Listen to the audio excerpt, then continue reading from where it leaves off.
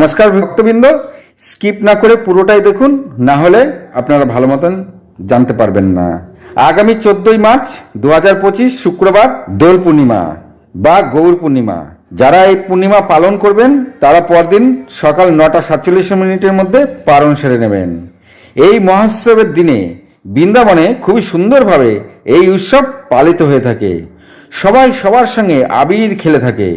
এই শুভ দিনে শ্রী চৈতন্য মহাপ্রভু গোধূলি বেলায় আবির্ভূত হয়েছিল, আজ থেকে 539 বছর আগে। কিন্তু সেদিন পূর্ণ চন্দ্রগ্রহণ থাকলেও সেদিন চন্দ্রগ্রহণ লেগেছিল। আর এর কারণ ছিল যে তিনি বোঝাতে চেয়েছিলেন সবাইকে যে জন্মলগ্ন থেকেই কলির প্রভাব সবার মধ্যে রয়েছে, তাই ছোট থেকেই হরিনাম করতে হবে। তাই তিনি এই হরিনাম মহামন্ত্র সবাইকে দিয়ে গেছেন। গোলকের প্রেমে ধন হরিদাস সংকীর্তন।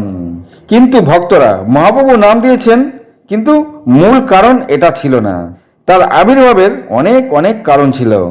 বলা হয় যিনি কৃষ্ণবর্ণ ছিলেন তিনি অকৃষ্ণ বর্ণ ধারণ করে, তিনি সুবর্ণ ধারণ করে অবতীর্ণ হন এবং সবাই ছোট থেকে বড়, ধনী থেকে গরিব সবাই এই কৃষ্ণ নাম করতে পারেন। তিনি সেই সঙ্গে তার পার্শ্বদ ও ধ্যানকে নিয়ে এসেছিলেন। তাই রাধারানীর মাধ্যমে এই নবদ্বীপ ধামকে প্রকাশ করেছেন। শ্রীকৃষ্ণ চৈতন্য মহাপ্রভু রাধারানীর কান্তি নিয়ে এই নবদ্বীপে আবির্ভূত হয়েছেন। তাই তা গঙ্গা দেবী জানত। শ্রীকৃষ্ণ চৈতন্য মহাপ্রভু রাধারানীর কান্তি নিয়ে এই নবদ্বীপে আবির্ভূত হবেন তা গঙ্গা দেবী জানত। তাই তিনি এখানে 1 মাস অবস্থান করেছিলেন।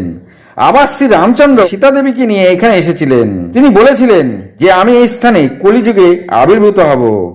এই রকম নানা কথা শাস্ত্রে বর্ণিত হয়ে রয়েছে। শ্রী চৈতন্য মহাপ্রভু এই নবদ্বীপে আসবেন। গীতাতেও মহাপ্রভু আবির্ভূত হওয়ার কথা অনেক আগে থেকেই লেখা রয়েছে যে তিনি সুবর্ণ বর্ণে আর সারা শরীরে চন্দন থাকবে আর তিনি নবদ্বীপে আবির্ভূত হবেন। কিন্তু তিনি এই কলিযুগে এসেছিলেন অসুর মারবার জন্য নয়, সবার মধ্যে যে আসরিক প্রবৃত্তি রয়েছে তাকে নাশ করতে এসেছেন। আর এই প্রবৃত্তি থেকে নিস্তার পেতে তিনি হরিনাম দিয়েছেন। আবার তারই সময় অদ্বৈত আচার্য প্রভু, যিনি তপ করে এই মহাপ্রভুকে ধরাধামে নামিয়ে এনেছিলেন, তিনিও দেখলেন যে কলিযুগের মানুষের প্রবৃত্তি অসুরের মতন। তাই তিনি এই প্রবৃত্তি থেকে মানব সমাজকে বার করে আনতে তিনি হুঙ্কার দিয়েছিলেন, যাতে শ্রীকৃষ্ণ অবতার নিয়ে এই সব কিছু ঠিক করে দেন।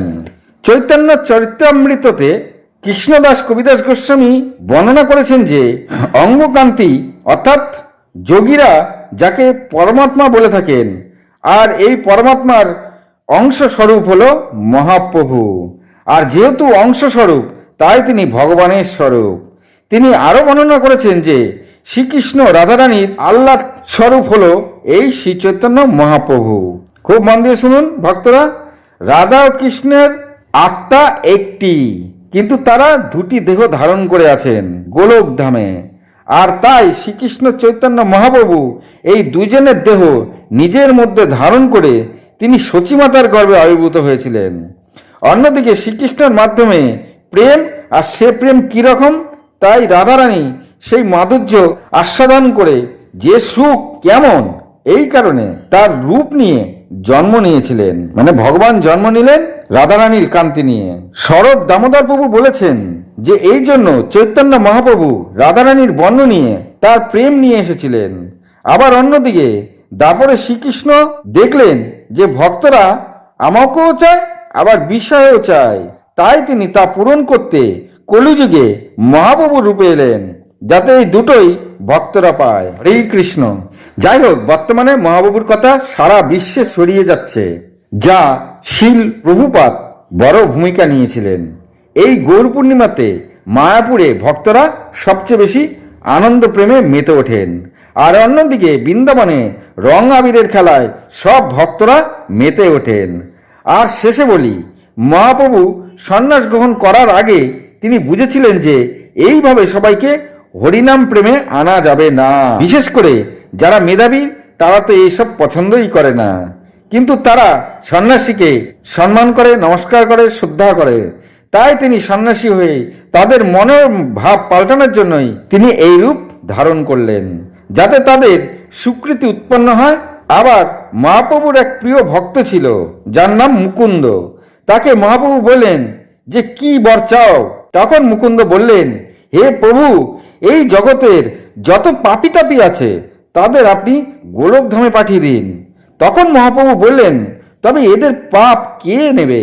তখন মুকুন্দ বললেন, এদের সমস্ত পাপ আমাকে দিয়ে দিন। এর মানে হলো মহাপ্রভুর পার্শ্বদ ভক্তরা সবাই ভীষণ কৃপালু ছিলেন। আর পাপীদের উদ্ধার করার জন্য সবচেয়ে ভালো দৃষ্টান্ত হলো এই জগাই মাধাই, যে জগাই মাধাইয়ের কথা আমরা শ্রী চৈতন্য চরিতামৃততে পেয়ে থাকি। আশা করি ভালো লেগেছে। আজ এই পর্যন্তই। ভালো থাকুন। নমস্কার।